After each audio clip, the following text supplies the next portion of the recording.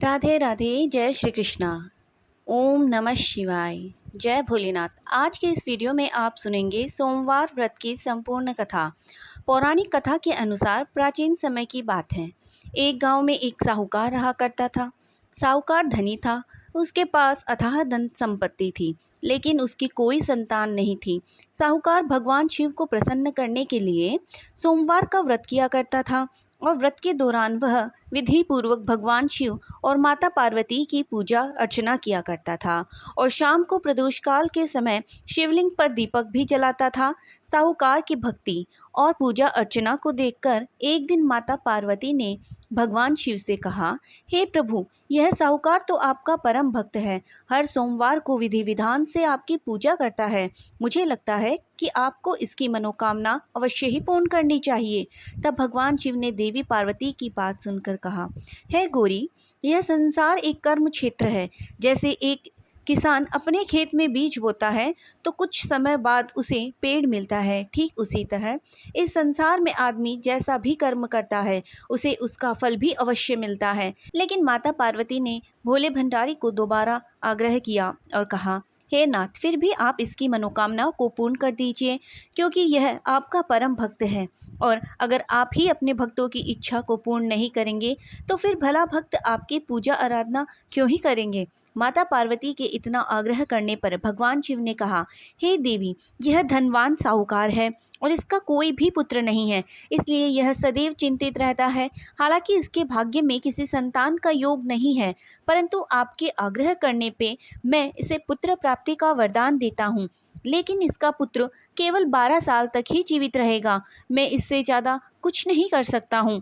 फिर एक रात भगवान शिव ने साहूकार को स्वप्न में दर्शन दिए और कहा कि उसे जल्द ही पुत्र की प्राप्ति होगी, लेकिन उसका पुत्र दीर्घायु नहीं बल्कि केवल 12 वर्ष तक ही जीवित रहेगा।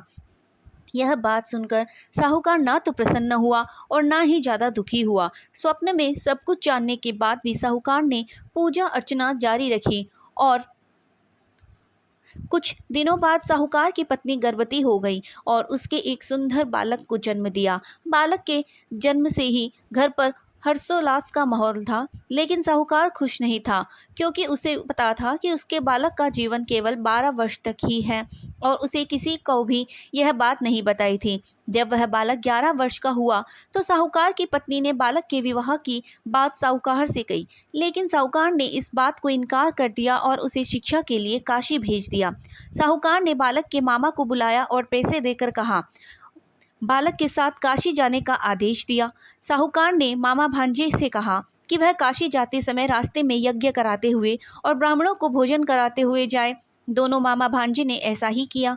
काशी जाते समय जिस रास्ते में मामा भांजे गुजर रहे थे, उसका राजा अपनी पुत्री का विवाह एक ऐसे राजकुमार से करवा रहा था जो एक आग से काना था। उधर दूल्हे को पिता इस बात से चिंतित था कि अगर दुल्हन पक्ष को पता चल गया तो राजकुमारी विवाह के लिए मना कर देगी। लेकिन इसलिए उसने जब साहूकार के पुत्र को देखा तब उसने सोचा कि मैं अपने बालक के स्थान पर तोरण के समय इस बालक को बिठा दूंगा और दुल्हन के पक्ष वालों को पता भी नहीं चलेगा। दूल्हे के पिता ने साहूकार के पुत्र को इस बात के लिए तैयार कर लिया और वह बालक तैयार हो गया। इस तरह उस बालक ने दूल्हे के कपड़े पहन लिए और घोड़ी पर चढ़कर तोरण की रस्म को पूरा किया। तोरण के बाद जब फेरों की बारी आई तो दूल्हे के पिता ने फिर साहूकार के पुत्र से अनुरोध किया कि वह दुल्हन के साथ फेरे भी ले ले ताकि विवाह संपन्न हो सके और यह बात छुपी रहे। मामा राजी हो गया और विवाह समारोह भी संपन्न हो गया। विवाह संपन्न होने के बाद मामा भांजा काशी के लिए प्रस्थान कर गए, परंतु साहूकार के पुत्र ने दुल्हन के कपड़ों पर लिख दिया था कि तुम्हारा विवाह तो मुझसे हुआ है, लेकिन तुम जिसके साथ विदा किए जाओगी वह एक आंख से काना है और मैं काशी शिक्षा ग्रहण करने जा रहा हूँ। जब राजकुमार ने यह बात पढ़ी तो उसे राजकुमार के साथ जाने से इनकार कर दिया और अपने पिता से कहा कि यह मेरा पति नहीं है, मेरे पति शिक्षा ग्रहण करने के लिए काशी गए हैं। जब सब जगह यह बात फैल गई तो मजबूरी में दूल्हे के पिता ने सारी बात सच सच बता दी और दुल्हन के पिता ने फिर बेटी को भेजने से इनकार कर दिया। इधर मामा भांजे दोनों काशी पहुंच गए और बालक शिक्षा ग्रहण करने लगा। तब मामा ने यज्ञ करना शुरू कर दिया।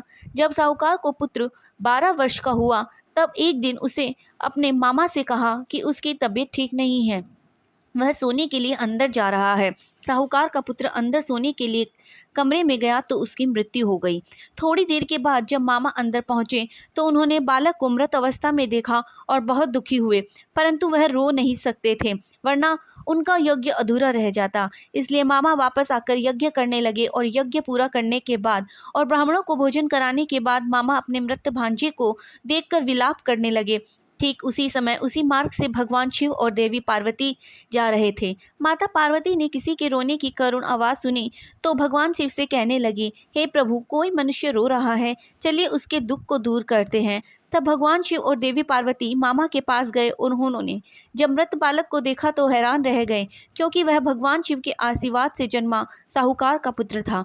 माता पार्वती ने कहा, हे नाथ, यह तो साहूकार का पुत्र है जिसे आपने केवल 12 वर्ष तक ही जीवित रहने का वरदान दिया था। इसलिए आज 12 वर्ष की आयु पूरी होने पर वह मृत्यु लोक को चला गया। देवी पार्वती ने मृत बालक को देखा तो उन्हें दया आ गई और भगवान शिव से हाथ जोड़कर कहने लगी, हे प्रभु, आप बस एक बार इस बालक को जीवित कर दीजिए, वरना इसके माता पिता जीते जी मर जाएंगे। और माता पार्वती के कई बार आग्रह करने पर भगवान शिव ने उसकी बात मान ली और बालक को जीवन दान दे दिया। साहूकार का पुत्र जीवित हो गया और मामा भांजे अपने घर की ओर प्रस्थान कर गए। रास्ते में साहूकार का पुत्र उसी शहर से गुजर रहा था। उसका विवाह हुआ था। दुल्हन के पिता ने बालक को पहचान लिया और मामा भांजे को लेकर महल में आ गए। फिर दुल्हन के पिता ने एक समारोह किया और अपनी पुत्री को धूमधाम से साहूकार के पुत्र के साथ भेज दिया। उधर जब साहूकार का बालक अपनी पत्नी के साथ घर पहुंचा तो उसके माता पिता अंदर कमरे में बंद होकर बैठे हुए थे। वह सोच रहे थे कि अगर उनका पुत्र सही सलामत वापस नहीं लौटा तो वह भूख प्यास से अपनी प्राण त्याग देंगे। तभी बालक के मामा ने कमरे में आकर कहा कि उनका पुत्र जीवित और विवाह करके वापस आया है।